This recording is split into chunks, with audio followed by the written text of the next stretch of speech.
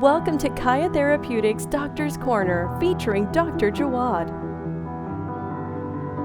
In this video, I'm going to explain how food and the nutrients affects your brain and also too your mood. So if you're deficient, yes, you're not going to have proper brain function, which in turn will affect your mood. So again, these are just a handful of ideas that I always have to run through my patients when they're talking about brain fog, irritability, and of the like. So key nutrients. Now remember one thing, when we are stressed out, whether it be physical stress, emotional stress, it could be pollutants, it could be any type of stress that you're experiencing in your life, it's going to zap minerals. And we need minerals to make the body work. Main thing, potassium. Now we need 4,700 milligrams of potassium per day because what potassium does to the body, it calms it down. Now when we have stress, what it does, it actually zaps the absorption of potassium. If you think about this naturally, the more stressed out you are, if potassium calms you down, you're not absorbing the potassium, you're going to get more stress. So it also lowers the blood pressure naturally. Also too, the B vitamin family. Now I usually sometimes recommend a B complex, or depending on the symptoms, I'll always recommend individual B vitamins, particularly B1. B1 thiamine. I did a video before on thiamine, the benefits of thiamine. Now you want to take thiamine first thing in the morning, 100 milligrams right out of bed. It's going to kickstart the mitochondria, which will provide energy to the cell. So because what happens when we have increased stress zaps the B vitamins, and also too, sugar. When we have excessive amounts of sugar, meaning carbohydrates, alcohol, breads, wheats, of that nature, it zaps the absorption of B vitamins. So what happens, you get B vitamin deficiency, and then this is where you get anxious. Best source of B1. Now again, I always recommend a supplement, but I always want to turn to nutrition first.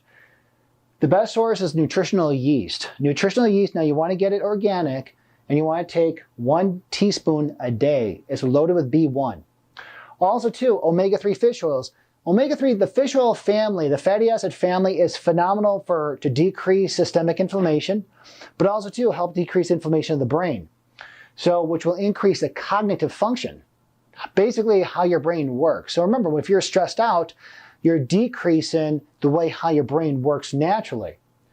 So next is iodine. Now, iodine is one of those ingredients that helps fuel the thyroid, okay?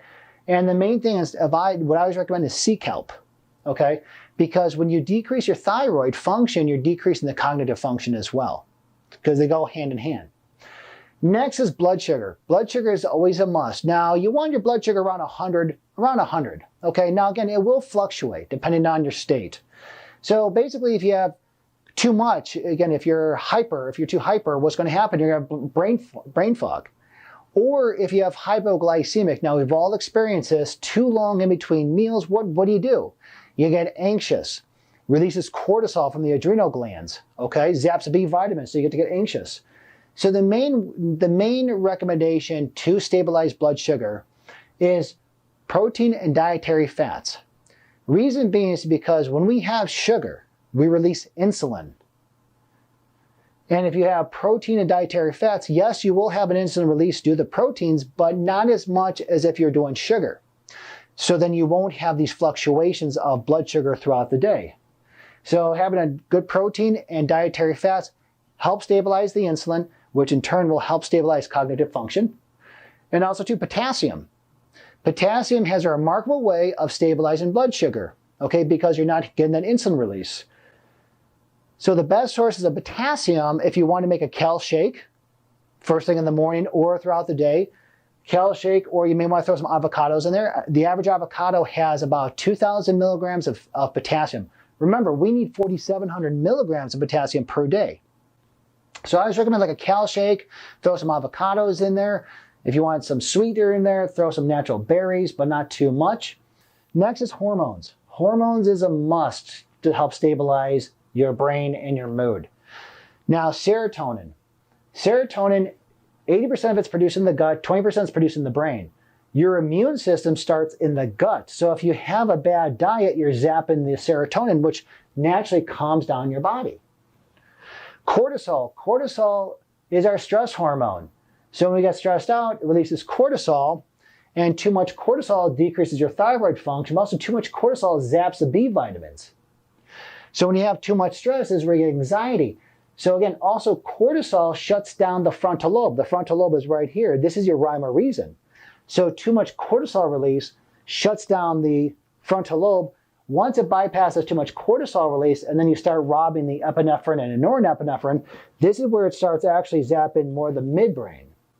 Okay, so again, cortisol, you want to help stabilize the cortisol release. Next, females, PMS. Now, PMS, you have the fluctuations of the estrogens and the progesterones. Now, what happens is that when females are stressed out, when they're releasing too much cortisol, what makes cortisol? Progesterone. Progesterone makes cortisol. So what happens when you're zapping the progesterone, due to the ratio of the progesterone-estrogen balance, you're actually getting estrogen dominant. Now, estrogen is the gas pedal to the brain. Progesterone is the brake.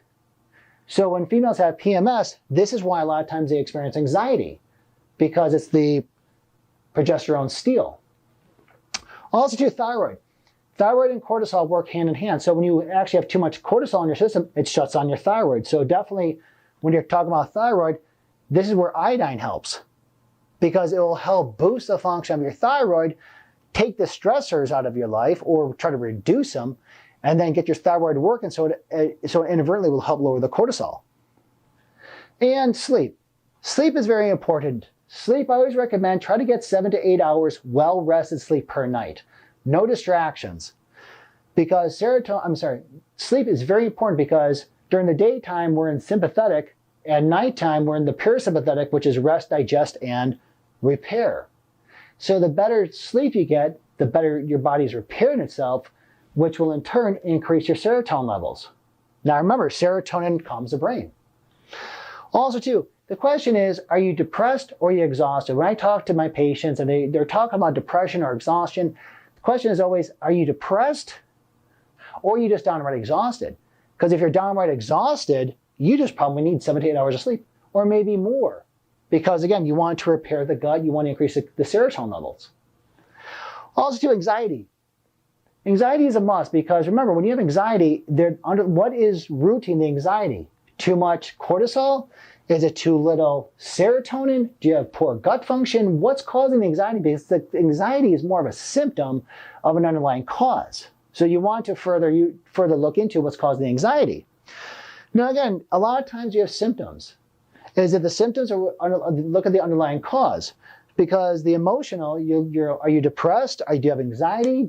Are you sad? Are you worried? Or is it a physical causation of what's going on?